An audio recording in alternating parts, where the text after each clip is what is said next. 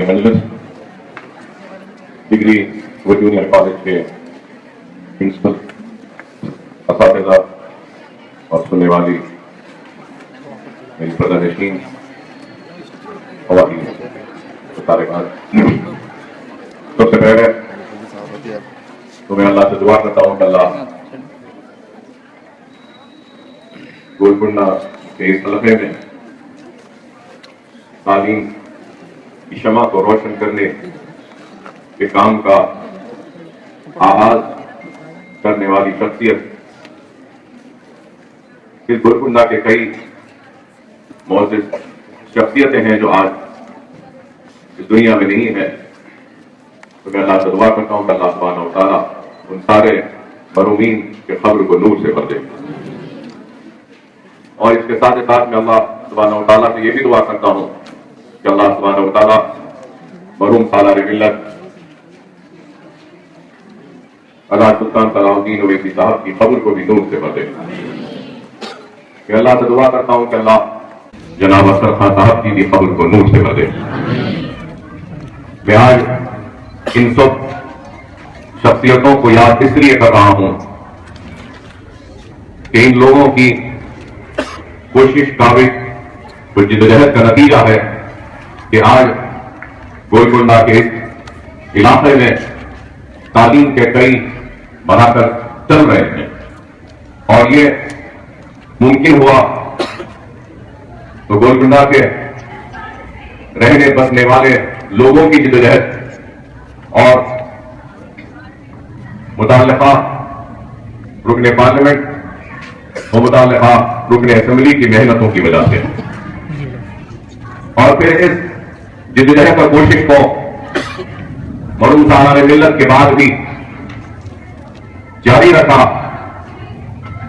तो शरफुद्दीन ओवैसी साहब मौजूद रुकने पार्लियामेंट में हर वक्त शरफुद्दीन ओवैसी साहब की फिक्र रही है और कोशिश रही है कि जितना होता है इन तालीमी इदारों के क़याम और तालीम के लिए जितनी ज्यादा सहूलतें मुहैया की जा सकती हैं वो दी जाए, और जितना हो सकता है अपनी कौम को तालीम के जेवर से आरास्ता करें। और इसी सिलसिले में आज मैं भी यहां आपके दरमियान में हूं, और आज जो इमारत,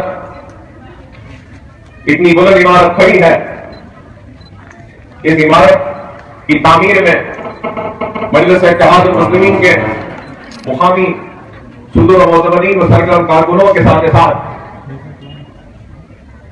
रुकने पार्लियामेंट व रुकने असेंबली और महल्ले के जिम्मेदार अफराद का बराबर का उनका भी इन इमारतों के तामीर में उतना ही अमल दखल रहा जितना कि मजलिस इत्तेहादुल मुस्लिमीन के कारकुनों का। और अल्लाह का शुक्र है कि आज ये इमारतें खड़ी हैं। मैं ये भी जरूर कहूंगा कि अभी मैंने जूनियर कॉलेज और डिग्री कॉलेज के प्रिंसिपल्स के तकारीर को भी पूरी तवज्जो के साथ सुना हूं, और कई मसाइल और कई चीजों की जो जरूरत है उसके बारे में तफसीलात सुनाई और हमारे सामने रखा। मैंने खुद भी क्लासरूम्स का मुशाहिदा किया, लेक्चर हॉल्स को देखा। अभी मुझसे पहले मैंने ये भी सुना कि काबिल मुबारकबाद है लड़कियां कि नीचे बैठकर पढ़ती हैं, लेकिन मैं जरूर कहूंगा कि आज यहां पे जो चीजों की कमी है, जितनी तकलीफ है और जितनी चीजों की जरूरत है, और यहां के हालात को देखकर मुझे एक शायर का बहुत अच्छा शेर याद आता है, और ये शेर मैं इन लड़कियों की तरफ से इख्तियार के कुर्सियों पर बैठी उन खायरीन तक पहुंचाऊंगा, और यह बताना चाहता हूं और यह कहना चाहता हूं इस शेर के जरिए कि हमारे अज़्म कितने मजबूत है, हमारे इरादे कितने मजबूत है। सहूलतें नहीं है, फिर भी तालीम के लिए जिद्दोजहद का हम में एक अज़्म है, इरादा है। तो किसी शायर ने क्या खूब कहा है कि मताए लोहे कलम छीन ली तो क्या डर है, मताए लोहे कलम छीन ली तो क्या डर है, सोए जिगर में डुबोली उंगलियां हमने। مطالعہ لوہے قلم مطلب وہ سیاہی جس سے ہم قلم میں ڈال کر لکھتے ہیں. آج ہمارے پاس وہ سیاہی نہیں ہے تو بھی ہم کو کوئی ڈر نہیں, خوف نہیں, کیونکہ ہم نے اپنے انگلیوں کو اپنے جگر میں ڈبا لیا ہے اور اپنے خون کو اس قلم کا متا بنا دیا. یہ ارادہ آج آپ کے جونیئر اور ڈگری کالج میں دکھائی دیا. اپنے اس عزم, اپنے اس ارادے کو زندہ رکھیے اور کوئی کچھ کرے یا نہ کرے, اپنی جدوجہد سے اپنے زندگی کو ایک نیا رخ دینے کی صلاحیت پیدا کیجیے. اور اللہ سبحانہ و تعالیٰ قرآن میں اشارہ فرماتا ہے, میں اس وقت تک بندے کی مدد نہیں کروں گا جب تک کہ میں خود اپنی مدد نہیں کرتا. میں آج کسی کے احساسات پر تکلیف نہیں پہنچانا چاہتا, کسی کے خلوص اور محبت پر ترتیب میں نہیں کر رہا ہوں, لیکن یہ ضرور کہوں گا کہ جب ہم دیکھ رہے ہیں اپنی نظروں سے کہ اس کالج کو کن کن چیزوں کی ضرورت ہے, تو جب کبھی بھی یہاں پہ کوئی بھی فنکشن ہو, میں ہمارے صدور و معتمدین و ابتدائی اور مجلس کے چاہنے والوں سے یہ کہوں گا کہ قائدین پر یہ گلپوشی کرنے کے لیے پیسہ صرف نہ کیجیے, وہی پیسے کو لے جا کر ضرورت اس بات کی ہے. اور میں یہ بھی جانتا ہوں کہ یہاں پر آنے والے بیشتر میری بہنیں غریب گھروں سے تعلق رکھتی ہیں, چاہے مسلمان کتنا بھی غریب کیوں نہ ہو. اتنا غریب بھی نہیں ہے کہ وہ دن میں اپنے ضرورت کے خرچوں میں سے 50 پیسے یا 1 روپیہ تو نکال سکتا ہے.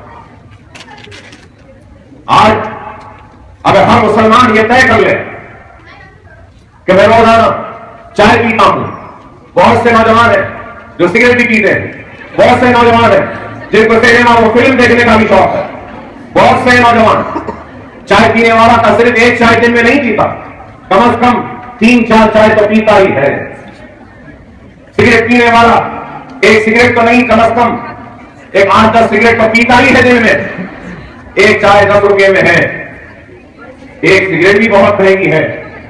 تو میں یہ کہہ رہا ہوں کہ اگر ہر مسلمان اپنے دن کے اخراجات میں سے 1 روپیہ اگر نکال دے تو مہینے کو 30 روپیہ ہوگا, اور وہ 30 روپیہ سال بھر میں اگر ڈال دیں گے تو کتنے ہوں گے آپ خود اندازہ لگائیے, 360 روپیے ہوں گے. اگر ایک شخص دن میں 1 روپیہ اللہ کی راہ میں دے دے گا, تعلیم کے لیے دے دے گا, یتیموں کی مدد کے لیے دے گا, بیواؤں کی مدد کے لیے دے دے گا, اور علم کی روشنی کو منور کرنے کے لیے دے گا, تو میں سمجھتا ہوں کہ مسلمانوں کو کسی کے سامنے کھا کر ہاتھ پھیلا کر بھیک مانگنے کی ضرورت نہیں ہے. ہم خود اپنے مستقبل کو اس چیز کی فکر کو پیدا کرنا ہوگا. جب تک یہ فکر اور یہ خیال ہمارے ذہنوں میں نہیں آئے گا تو پھر ہمارے قوم کے مستقبل کو کوئی نہیں بدل سکتا. ہم کو خود اٹھ کر کھڑے ہو کر اپنے مستقبل کو بدلنا ہوگا, ایک نئی تبدیلی لانی ہوگی, ایک نئے انقلاب کو برپا کرنا ہوگا. اور یاد رکھو, اگر کوئی قوم دنیا میں ترقی کرنا چاہتی ہے, اعلیٰ مقام کو حاصل کرنا چاہتی ہے اور بلندیوں میں پہنچنا چاہتی ہے, تو وہ ممکن ہے تو صرف اور صرف تعلیم سے اور علم سے. جس قوم کے پاس تعلیم نہیں, علم نہیں, وہ قوم سب سے پیچھے ہے, سب سے پچھڑی ہوئی ہے, جہالت کا شکار ہے, غربت و مفلسی کا شکار ہے. اور وہ قوم جس کے پاس علم ہے وہ قوم دنیا میں سب سے آگے ہے, اور دنیا کی بادشاہت اس کے ہاتھ میں ہے, اور دنیا کی ہر قوم اس قوم کے سامنے جھکتی ہے جس قوم کے پاس علم ہے. اور آج ہماری غریبی, ہماری مفلسی, ہمارا پچھڑا پن, ہماری کمزوری, ہماری ناانصافیاں, ہماری حق تلفی کو اگر ہم دور کرنا چاہتے ہیں تو صرف اور صرف تعلیم اور علم سے ہم اس کو دور کر سکتے ہیں. اگر ہمارے پاس تعلیم نہیں تو پھر نہ ہماری زندگیوں میں تبدیلی آئے گی, نہ ہمارے سوچ میں تبدیلی آئے گی, نہ ہمارے فکر میں وہ انقلاب آئے گا, نہ ہی ہمارے بستیوں اور ہمارے گھروں میں زندگی کو جینے کا سلیقہ آئے گا. آج آپ کو, ہم کو, سب کو مل کر کام کرنا ہوگا. ایک فرد واحد کچھ کام نہیں کر سکتا. اگر ہم سب مل جائیں گے تو ہم سب مل کر ایک نئی تبدیلی لا سکتے ہیں, ایک نیا انقلاب برپا کر سکتے ہیں. غیروں کے پاس جا کر اپنی فریاد اور اپنی بے بسی, اپنی لاچارگی پر فریاد رکھنے کے بجائے ہم اپنے خود کے گہواروں میں اگر جھانک کے دیکھ لیں گے تو اللہ سبحانہ و تعالیٰ ہم کو بتائے گا کہ اگر مسلمان صحیح اور برابر حساب سے اگر سال میں برابر کا زکات نکال دے گا تو وہی کافی ہے ہمارے قوم, ہمارے مسلمانوں کی پریشانیوں کو, ان کی غربت کو, ان کی مصیبت کو دور کرنے کے لیے. آج ہم دنیا کا ٹیکس دیتے ہیں لیکن اللہ کا ٹیکس نہیں دیتے. دنیا سے ڈرتے ہیں, sales tax, D S T tax, فلاں ٹیکس, یہ ٹیکس سب دیتے ہیں, لیکن اللہ کا جو ٹیکس ہے یہ نہیں دیتے. آج اگر مسلمان صحیح زکات نکالے گا اور دنیا میں دوسروں کے لیے کچھ کرنے کا سوچے گا, عزم کرے گا, تو اللہ سبحانہ و تعالیٰ خود بخود اس کے لیے راستے بنائے گا. آج سالانہ ملت ایجوکیشن ٹرسٹ کے زیر انتظام امر گیٹ میں اسکول ہے, نقشے بند نگر تالاب کٹے میں اسکول ہے, ریاست نگر میں اسکول ہے, پھول باغ میں اسکول ہے, حافظ بابا نگر میں ہے. اب 2,10,000 اسکوائر فٹ پر اسکول, جونیئر کالج اور ڈگری کالج بلہ گڑے میں قریب 18 کروڑ کے صرفے سے زیر تعمیر ہے. انشاءاللہ آئندہ سال تک وہ بھی مکمل ہو جائے.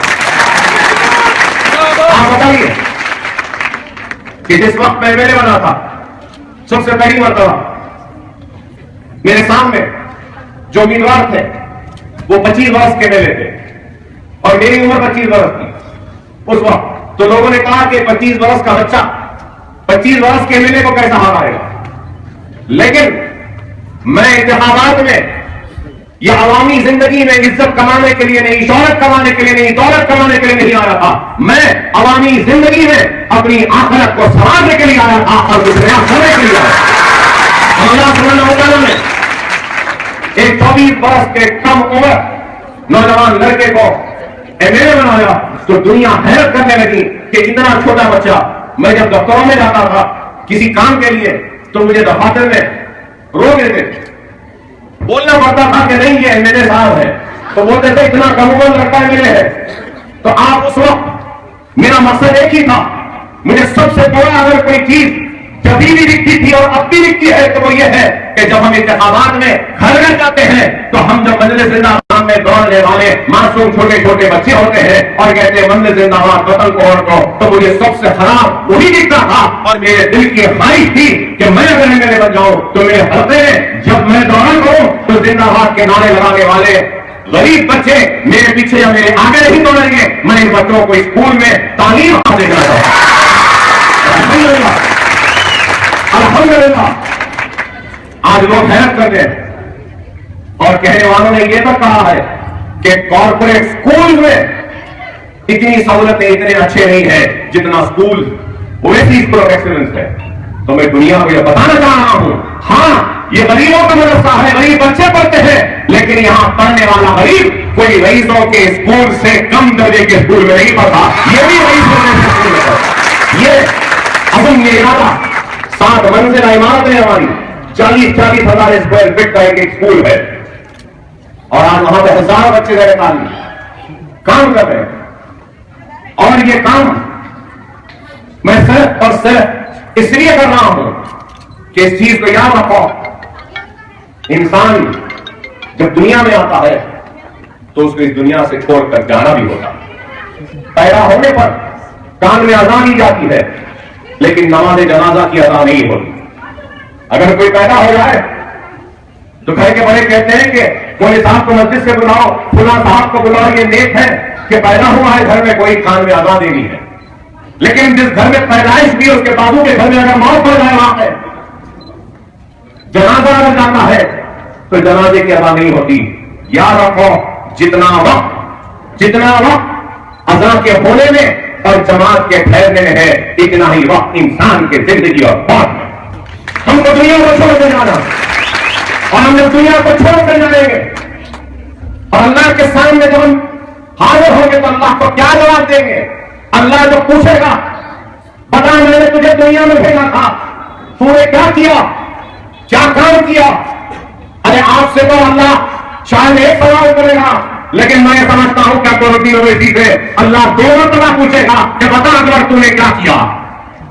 اس وجہ سے کیونکہ اگر آج میں زندہ ہوں, آپ کے سامنے ہوں, 3 گولیاں کھا کر چاقو اور ضربوں کو لے کر بھی آج زندہ ہوں, تو آپ لوگوں کی دعا کی وجہ سے ہوں. تو مجھے اس بات کا احساس ہے, مجھے اس بات کا احساس ہے کہ اللہ مجھ سے پوچھے گا بتا اکبر تجھ کو تو پہلے دنیا میں بھیجا تھا کام کے لیے, اس کے بعد پھر موت کے دروازے سے تجھے دعاؤں سے کھینچ کر لے آیا, تو تو نے کیا کیا؟ آج ہم جو کچھ کر رہے ہیں اس لیے کر رہے ہیں کہ ہم کو اللہ کا خوف ہے, اور ہم کو یہ بات کہی ہے کہ اللہ کے پاس جب حاضر ہوں گے تو اللہ ضرور ہم سے پوچھے گا کہ کیا کیا. تو آج آپ کو بھی یہ سمجھنا, ہم کو سب کو مل کر کرنا. دنیا و آخرت کیا ہے؟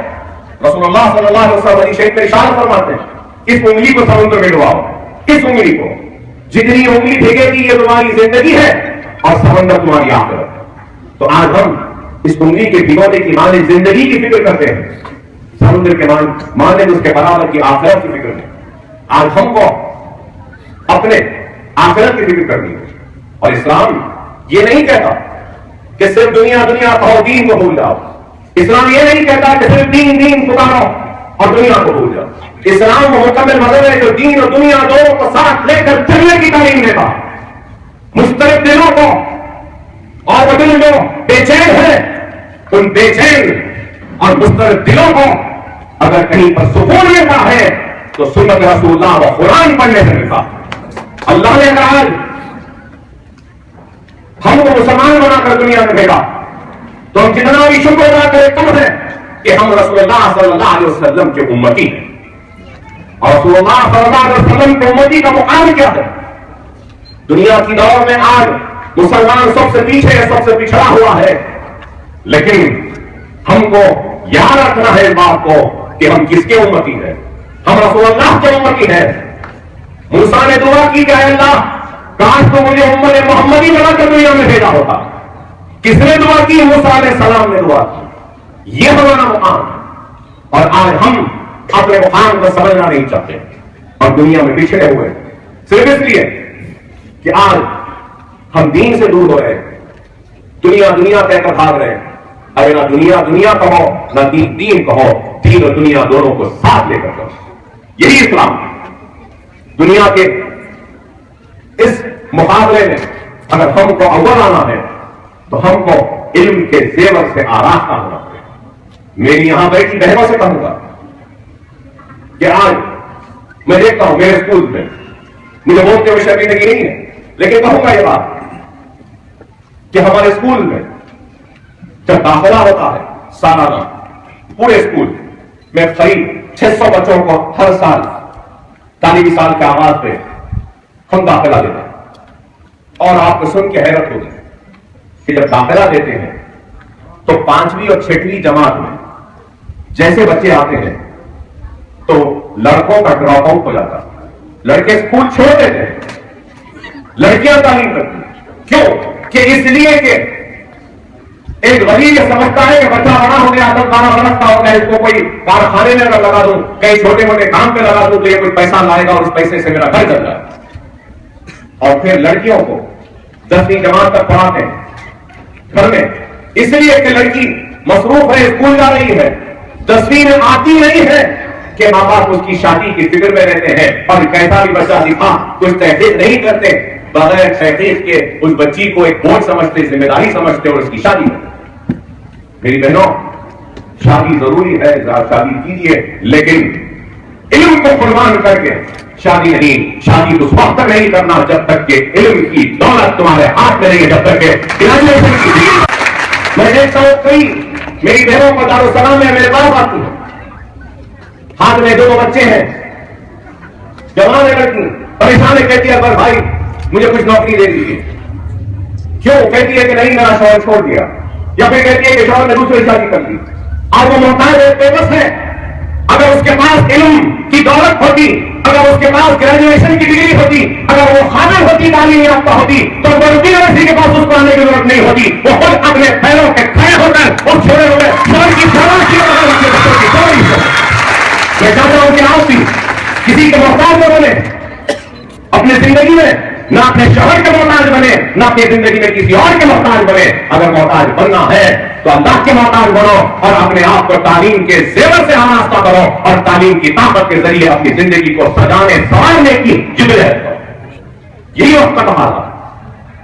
اور علم تو حاصل ہو جائے گا کتابوں میں، لیکن تربیت ملے گی تو اچھی صحبت میں، نیک لوگوں کی صحبت میں، بزرگوں کی صحبت میں، قابل لوگوں کی صحبت سے تربیت ملے گی. علم ضرور کتابوں سے مل جائے گی، لیکن تربیت کتابوں سے نہیں ملتی، تربیت صحبت سے ملتی. اپنی صحبت کو اچھی رکھو، اچھے لوگوں کے ساتھ رکھو، اچھے لوگوں کے ساتھ بیٹھو. آج سارے مسائل آپ کے میں نے دیکھا جتنے لیکچرز کا تفور اس وقت ہونا تھا میں نے کیا. انشاءاللہ کوثر صاحب بھی کریں گے. نیچے بیٹھ کے پڑھنا ہے پڑھے گے ہمارے بچے، لیکن سیکھنے کے لیے لیبس کی ضرورت ہے.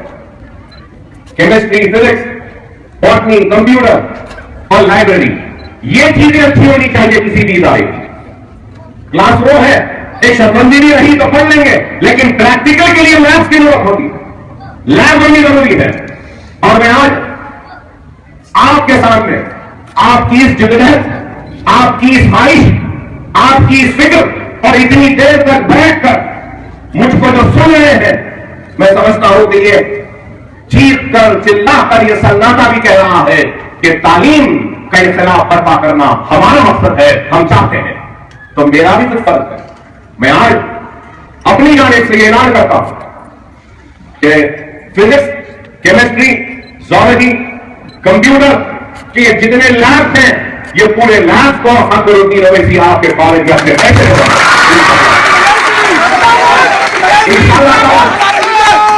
اس کے ساتھ ایک اچھی لائبریری، ایک غیر معمولی بکس کے کلیکشن کے ساتھ لائبریری میں انشاءاللہ تعالیٰ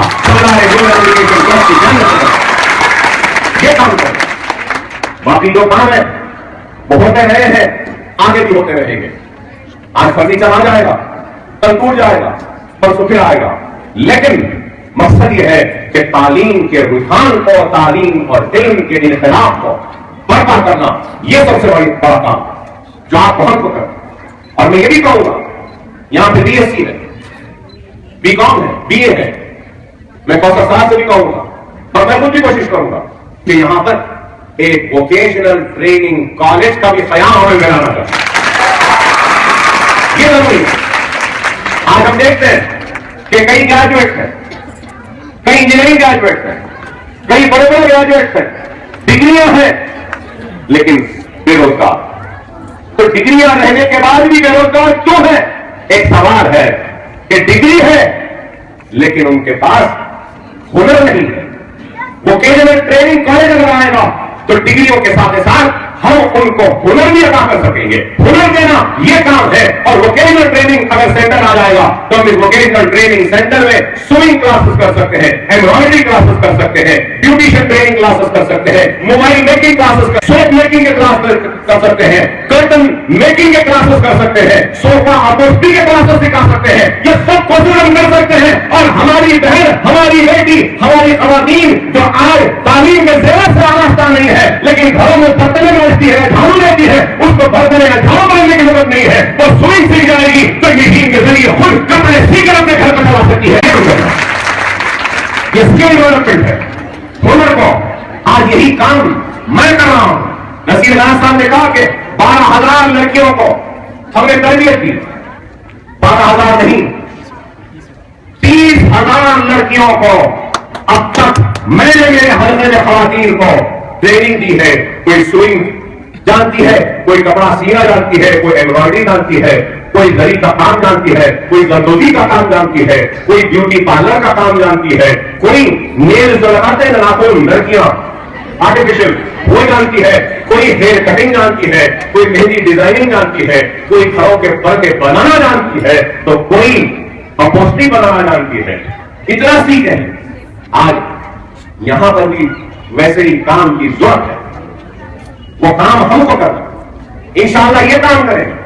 میں یہاں لڑکیاں جو بیٹھی ہیں جو جونیئر کالج میں ہے، جو بائی ٹی سی میں ان سے کہوں گا، بائی ٹی سی میں جو لڑکیاں جاتی ہیں उनके दिमाग में रहता है कि हमको डॉक्टर बनना है, सिर्फ डॉक्टरी रहती है। मेरी अल्लाह से दुआ है कि अल्लाह उनके इस ख्वाहिश को पूरा करे, उनको डॉक्टर बनाए। लेकिन ये जरूर कहूंगा, ख्वाहिशमंद ज्यादा है, सीट बहुत कम है। अब एमबीबीएस में नहीं मिला तो हमारी लड़कियां मायूस हो जाती। अरे बाईपीसी का मतलब ये नहीं है कि सिर्फ एमबीबीएस। अरे आप बाईपीसी जूनियर कॉलेज के बाद आप जब ग्रेजुएशन में जाते हैं तो मैं कहना चाहूंगा कि बहुत से फील्ड हैं। आप बायोटेक्नोलॉजी में जाइए। बायोटेक्नोलॉजी क्या है? बायोटेक्नोलॉजी जो है सो यह रिसर्च है, और आज ये रिसर्च किस पे हो रहा है? नई नई बीमारियों पे रिसर्च हो रहा है। आज हर दूसरे तीसरे आदमी को कैंसर हो रहा है। अगर आप बायोटेक्नोलॉजी करेंगे जूनियर कॉलेज के बाद, फिर मास्टर्स इन बायोटेक्नोलॉजी करेंगे और रिसर्च में जाएंगे, तो मैं कहूंगा कि सबसे बड़े रिसर्च साइंटिस्ट हम मुसलमानों में होंगे और आप बन सकते हैं। आज आपको मालूम, पहले कहते थे कि लीवर खराब हो गया, लीवर खराब हो गया, किडनी खराब हो गई, लीवर डैमेज हो गया, निकालना पड़ता, फेंकना पड़ता। लेकिन आज लीवर खराब लीवर को सही किया जा सकता है स्टेम सेल से। स्टेम सेल का रिसर्च है। और जब मां एक बच्चे को पैदा करती है तो जो कॉर्ड रहता है पेट में बच्चे को, उसमें रहता है बोन मैरो, जो सेल्स रहते हैं, वो सेल्स को बैंक में रखकर कैंसर हो जाए, किडनी हो जाए, लिवर खराब हो जाए, कुछ भी हो जाए, उसको बैंक में 20-20, 30-30 बरस तक रखकर उसको निकाल कर बीमारी को उससे दूर कर। क्या ऐसे रिसर्च में आप जाना नहीं चाहते? अरे आज हमको सोचना है। सिर्फ ये नहीं है कि मेडिकल में चले गए तो यही हो गया, एनपीसी में तो सॉफ्टवेयर इंजीनियर बनना है, इंजीनियर नहीं बने तो कुछ भी नहीं। इंजीनियरिंग में भी क्या, थोड़े थोड़े दिन को थोड़ा थोड़ा एक हफ्ता आता है लोगों को। एक जमाना था कंप्यूटर कंप्यूटर कंप्यूटर, जिसको देखो कंप्यूटर कंप्यूटर कंप्यूटर कंप्यूटर खत्म हुआ, फिर बोले आईटी आईटी आईटी खत्म हुआ, फिर बोले इलेक्ट्रॉनिक इलेक्ट्रॉनिक इलेक्ट्रॉनिक इलेक्ट्रॉनिक खत्म हो गया। अब क्या है? Mechanical civil mechanical civil. अरे देखिए सर, इन चीजों से मुस्तकबिल नहीं है। यहां लड़कियां बैठी हैं और यहां लड़कियों को शौक है कि घर को सजाए संवारे, घर को अच्छा बनाए। क्या आप इंटीरियर डिजाइनिंग का कोर्स नहीं कर सकते? बताइए आप, क्या लैंडस्केपिंग का कोर्स नहीं कर सकते? डिप्लोमा इन इंटीरियर डिजाइनिंग नहीं कर सकते? क्या आप आर्किटेक्चर नहीं कर सकते? ये जितनी बिल्डिंग खड़ी है, आप देखिए कि एक खंभा है, एक बस ऐसे है। अगर आर्किटेक्ट अच्छा होता तो इस इमारत को बहुत खूबसूरत बना सकता, तो आर्किटेक्ट भी बन सकता। एमबीए है, एमबीए है तो क्या करते हैं? एमबीए पढ़िए, गर्दन पे बैग है, सेल्समैन बने फिर रहे, क्या है बताओ आप? क्या इस वास्ते? अरे एमबीए भी अगर आप करना चाहते हैं तो एमबीए में भी रिसर्च फील्ड में जाओ। रिसर्च में क्यों नहीं जाते? एमबीए में रिसर्च में भी ज्यादा स्कोप है। क्या रिसर्च? अब देखिए आप बरस करिए, मेरा फोन दीजिए, ये फोन है, ये फोन है, नई कंपनी एक नया फोन लाना चाह रहा, तो कंपनी वाले एनबीए के रिसर्च टीम को काम देती है और बोलती है कि आप रिसर्च करिए, हम फोन लॉन्च करना चाह रहे हैं, कैसा फोन रहा तो वो मार्केट में हिट हो जाएगा। तो ये रिसर्च की टीम रिसर्च करती है, मार्केट में कितने फोन है, कैसे फोन है, क्या क्या चीजें हैं और क्या चीजें की जरूरत लोगों को है, क्या चीजों की कमी है। तो रिसर्च टीम रिसर्च करके बोलती है कंपनी को, आप ऐसा फोन लाओ, उसमें ये होना ये होना ये होना और इसकी कीमत भी ये रखना। वो लोग देते, कंपनी वाले वैसा बनाते हैं, उसको लॉन्च करते हैं, लॉन्च करने के बाद वो फोन हिट हो जाता है। तो ऐसे कई फील्ड है जहां पे जा सकते हैं। आज आप बताइए, सियासी मैदान में तो हम हैं, असेंबली में रहते हैं, पार्लियामेंट में रहते हैं, लेकिन हम लड़ने के बाद हम जो मुताले को मनवाते हैं वो मुताला बर्फ डाल के नजर हो जाता है। क्यों? कि हमारी लड़ाई जो सियासी लेवल पे हम करते हैं, ब्यूरोक्रेटिक लेवल पे, ब्यूरोक्रेसी के लेवल पे, वो हमारी जिद्दोजहद नाकाम हो जाती है। क्योंकि एक फिर आईएएस ऑफिसर हमारे मुतालबे को बर्फदान में रख के कहता है कि ऐसा करे तो वैसा होगा, वैसा करे तो ऐसा होगा, वैसा करे तो ऐसा होगा, हम मुतालबा खत्म हो जाता है। असेंबली में मैं रहूंगा, हुकूमत से मिलवाऊंगा, राजी करूंगा, और उसके बाद जब फाइल आएगी एक आईएएस के पास, तो अगर वो आईएएस की कुर्सी पे आप मेरी बहन बैठी होगी तो फौरन दस्तखत कर देगी। अगर वैसी वहां बनेगा, आप यहां बैठ के उठ कर दस्तखत कर देंगे। क्या आज हमारी तादाद देखो कितनी है, میں یہاں لڑکیوں سے کہوں گا کہ engineer, engineering, biotechnology, architecture, یہ سب کورسز کے ساتھ I S, I P S, I F S, I R S, group 1 group 2 کی بھی تیاری کرو.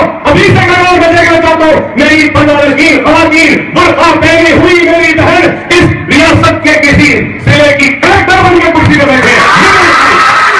یہ کرو. آئی پی ایس بولو، آئی پی ایس بولو. کیوں نہیں کریکٹ کرتے ہوئے ایگزام کو؟ سول سروسز کے ایگزام کو کریکٹ کرو. ارے اکبر اویسی کیا، اکبر اویسی سے بڑا آدمی بھی تم کو سلوک کرنے پہ مجبور ہو جائے گا. آج یہ چیز کو حاصل کرو. Group 1 group 2 I S, I P S, I F S. ارے زندگی میں بہت کچھ ہے کرنے کے لیے، اور اگر تعلیم میں کمزور ہے تو ہنر حاصل کرو. راتوں رات کوئی رئیس و امیر نہیں بن سکتا، محنت کرنا پڑتا ہے، قربانی دینی پڑتی ہے. یہاں پہ کئی لڑکیاں ہوں جو 70% لائے، کیا راتوں رات پڑھ کے 70% لائے؟ نہیں لا سکتے راتوں رات پڑھ کر. سال بھر کی محنت کے بعد 80% آتا. اسی طریقے سے عزت، دولت، شہرت، زندگی کی خوشحالی راتوں رات نہیں آ سکتی. ہم کو محنت کرنی ہے، جدوجہد کرنی ہے، قربانی دینی ہے، اور اگر وہ نہیں کریں گے تو پھر کچھ نہیں کر سکتے. آج دنیا اسلام کو بدنام کرنے کی ایک منظم کوشش کر رہی ہے، عورتوں کے حقوق کی بات کر رہی ہے. میں آپ سے کہوں گا کہ اپنے علم کو، اپنے دین کو مضبوط کرنے کے لیے استعمال کرو. اپنے علم کے ذریعے، نئے نئے وسوسوں کے ذریعے شیطان کے ساتھی نہ بننے دو. تھوڑا علم آ گیا، تھوڑی صلاحیت آ گئی، تھوڑی قابلیت آ گئی تو میں دیکھتا ہوں معاف کرنا تھا. میری نظر میں سب سے بڑا مسئلہ تھوڑا ذرا پڑھ لیا کوئی بولے تو ہمارے سر پہ کھڑا ہو جاتا. اب ہم اتنا پڑھو بولتے ہیں لوگوں کو، ذرا قابل ہو گئے، ذرا ڈگری آ گئی، تھوڑا باہر چلے گئے تو بس یہ سمجھتے ہیں کہ یہی چیز خام ہے. ایمان پر اتنی آ جاتی ہے کہ آپ ایسا کریے، آپ ایسا کریے. کیا کر رہے ہیں، کیا کر رہے ہیں؟ ارے بابا آپ کیا کر رہے ہیں پہلے وہ بتاؤ. تو علم کو سر پہ غالب ہو کر شیطان جیسی حرکتیں نہ کرو. اپنے علم کے ذریعے اپنی زندگی اور اپنے دین کو مضبوط کرو. اسلام ایک مکمل نور ہے، اسلام ایک مکمل نور ہے، اور اسلام میں ہر کو برابر کا مقام دیا گیا. اسلام کسی کی حق کو چھینتا نہیں ہے. اسلام میں عورت کا بھی برابر کا حق ہے جتنا کہ مرد کا ہے.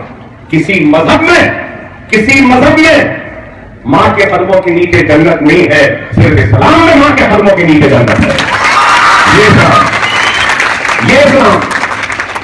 آپ فخر کریں کہ آپ مسلمان، اور لوگوں کے بہکاوے میں نہ رہیں کہ مساوات، عورتوں کا رائٹ، عورتوں کو ایسا دینا ہے، ایسا دینا ہے. کہنے والے مجھے سالہ ملت یاد آتے ہیں. ہمارا معاملہ، ہماری چیز ہم طے کر لیں گے، ہمارے مسائل کو حل کر لیں گے. سالہ کہتے تھے زمانے میں، یا بزرگوں کو یاد ہوگا، ارے بابا ہمارا ہے ہم دیکھ لیں گے، تم کو کیوں فکر ہے. سارا اردو کا دفنی محاورہ تھا کہ ماں سے زیادہ چاہیے پاپا کٹنی کہلائی. سارا یہ کہتے تھے. ہم سے زیادہ ہماری بچیوں کو جانے لگے. ماں سے زیادہ کوئی آزاد کو چاہ سکتا ہے؟ تو اس لیے کہتے ہیں کہ ماں سے زیادہ چاہیے پاپا کٹنی کہلائی. اب میں بولنا نہیں چاہتا یہ کٹنے کون ہے، مگر آپ جان سرکار سے. تو آپ اس بات کو سمجھیے کہ آج یہ لوگ ہمارے بیچ میں ایک فطور اور فتنے کو پیدا کر ہمارے ایمان کو کمزور کرنے کی سازش کر رہے ہیں. مسلمان لڑکی آئی اے ایس بنے گی، اپرتی اویسی کی خواہش ہے کہ آئی ایس بنے، حیثیت بنے، لیکن میں کہوں گا کہ تم آئی ایس کی کرسی پر بیٹھو، کلکٹر کی کرسی پر بیٹھو، یا پولیس کے کمشنر کی کرسی پر بیٹھو تو کسی طریقے سے بیٹھو، حجاب کر کے بیٹھو، اپنا تم شرمندہ ہونے کی ضرورت نہیں ہے. ارے آج اگر کسی انسان کے پاس کوئی قیمتی چیز ہوتی ہے، ہیرا موتی، کوئی اچھا سیٹ، ایسا لگتا ہے ایسی رکھ دیتے آپ. ہیرا رہا تو مخمل میں کپڑے میں لپیٹ کے اس کو حفاظت سے رکھتے ہیں. اور مسلمان کے لیے اس کی بیٹی، اس کی ماں اس کی بیوی ہیرے موتی اور کسی بڑی چیز سے زیادہ قیمتی ہے، اس لیے اسلام نے اپنے بہن کو سوچنے میں رکھا ہے۔ آج اس چیز کو سمجھنا، میری بہنوں سے لڑکیوں سے درخواست کہ تعلیم میں توجہ دو، اور صرف تعلیم نہیں، دین کے لیے بھی وقت نکالو، اور دین عالموں سے حاصل کرو، خدا را انٹرنیٹ سے دین حاصل نہیں کرو۔ ارے کسی عالم کے قدموں کے نیچے بیٹھ کے علم کو حاصل کرو، دین کو حاصل کرو۔ اگر موبائل فون کی صحبت میں دین حاصل کریں گے یا علم حاصل کریں گے تو وہ علم شیطان کی طرف آپ کو لے آئے گا، اور نیک علماؤں کی، نیک اور اچھے استادوں کی خدمت میں بیٹھ کر اگر علم حاصل کریں گے تو وہ علم تم کو دنیا بھی دلائے گا، تمہاری آخرت کو بھی سنبھالے گا۔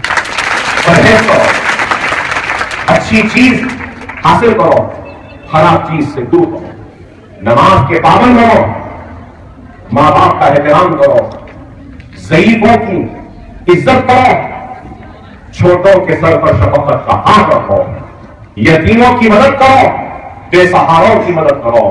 اگر آپ کے پاس دولت نہیں ہے تو میں کہوں گا کہ دنیا میں سب سے دولت مند آدمی وہ ہے جس کے پاس علم کی دولت ہے۔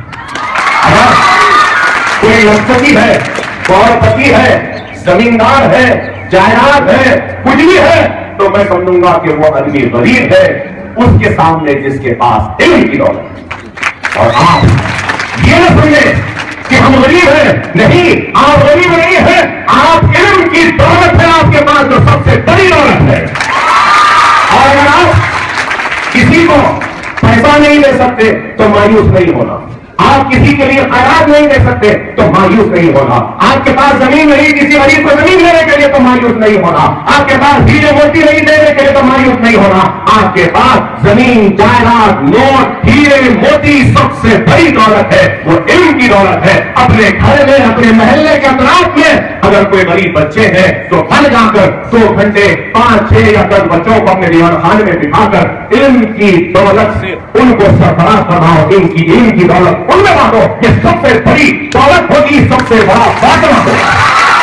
یہ تو کر سکتے ہیں، کچھ نہیں، چھوٹا دیوان خانے میں 5 بچوں کو بلا لو، محلوں میں گندی مٹی میں گندگی میں کھیلنے والے بچوں کو بٹھاؤ، علی بے سکھاؤ، ABC سکھاؤ، کچھ تھوڑا سا پڑھا لو، ٹریک پہ لگا دو پڑھی کا۔ اگر آپ 1 سال اس پہ آپ توجہ دیں گے تو آئندہ سال وہی اپنے ماں باپ کو مجبور کر کے اسکول میں داخلہ لے، اور اس کا اجر آپ کو ملے، اس کا اجر آپ کو ملے۔ آج میرے اسکول میں 100 کے لیے 600 700 درخواستیں آتی ہیں، مگر آج سے 12 برس پہلے کیسا تھا معلوم آپ کو؟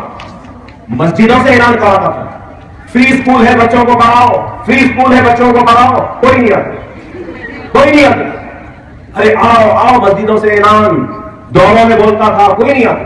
5-6 سال تک کا سالن تھا، 20 25 50 بچے، لیکن آج کتنے ہزاروں بچے درخواست دیتے۔ ابھی میں نے یہاں سنا، یہاں جب شروع ہوا تو 27 تھے اور آج 706۔ یہ کرسیاں 1000 ہیں، 1000 لڑکیاں بیٹھی ہیں، اور میرے اتنی لمبی تقریر کو اطمینان سے سن رہے ہیں۔ الحمدللہ، اللہ کا شکر۔ ارے آج میں آپ یہی کہوں گا کہ زندگی میں ایک مقصد رہنا چاہیے، وہ زندگی جس زندگی میں مقصد نہیں وہ زندگی ناکارہ ہو، بیکار۔